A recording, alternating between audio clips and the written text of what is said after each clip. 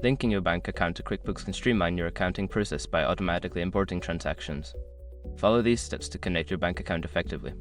Step 1. Open QuickBooks. Launch the QuickBooks application on your computer or log into your QuickBooks Online account through your web browser. Step 2. Navigate to Banking. In the left-hand menu, find and click on the Banking or Transactions tab. This will take you to the banking section where you can manage your accounts. Step 3. Connect to your bank account. Make sure your information is protected first. Most people don't think about breaches until something actually happens to their accounts.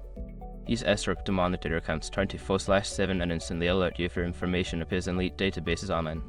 It constantly checks billions of breached data points in the background. And considering how much personal information people keep online now, it's honestly worth having.